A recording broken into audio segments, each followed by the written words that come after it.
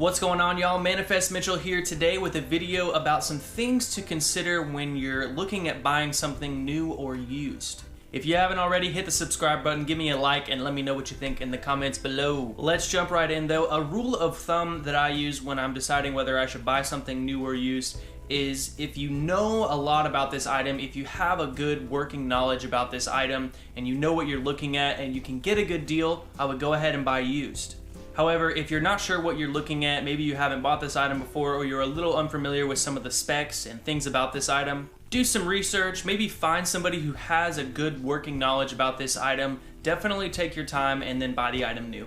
The biggest question that you want to ask yourself is, what is my budget for the item? This in and of itself can predetermine whether you're going to buy this item new or used. That being said, a lot of times you can find older items that are new in the box or find newer items that have been used to find yourself a price break. You also want to ask yourself, what is my timeline for using this item? If you do plan on selling the item at a later date, you definitely want to make sure that you're minimizing your depreciation or the value lost in an item due to just normal wear and tear and use of the item. If you're going to keep this item for the long term though, you really shouldn't be too worried about that. It's going to be better for you to buy it new just so that it's fresh and nobody's touched it, and that the only wear and tear or normal damage in use is going to be done by you and not somebody before you. Speaking of losing value or costs associated with an item, you definitely want to note any kind of upcoming maintenance or recurring costs that you're going to have with this item. You know, maybe there's like plugs or lights, or with a car, like a timing belt or maintenance issues that you're gonna have later on down the road that are gonna cost you more money over the long term.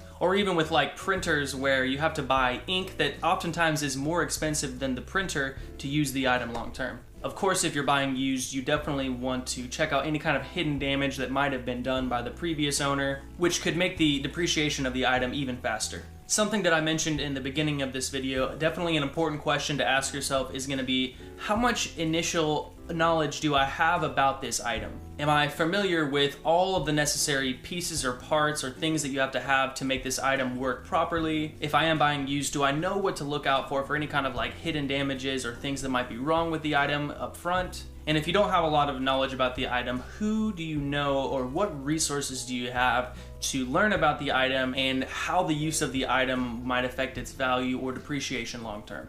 The last thing to consider for buying new or used is, where can I get the best deal for this item? If you're buying new, you might want to check out any kind of coupons or deals that online or retail stores might have, which might include price matching or sales they have throughout the year. You might even, if you're buying it from a salesperson, just ask if you can get like a student discount or military discount or just any kind of wiggling or negotiation room that they might have. Typically, if you can get to the person above the salesperson, like the supervisor or manager, they might have a little more bargaining power associated with getting a discount on the item. And then if you're planning on buying used, definitely check all the resources around you like Facebook Marketplace, Craigslist. And be careful about this one. You can definitely go to like pawn shops or secondhand stores. But again, make sure you know what you're looking at and you are fully aware of the condition of the item. The very last thing, maybe if you're short on cash or you don't want to put too much cash up front, especially if you're buying used, you can always ask the person if they're willing to barter or trade other items besides cash. Oftentimes, if you have something that the other person wants that is very valuable to them, you can kind of make a win-win situation for everybody by trading things instead of cash.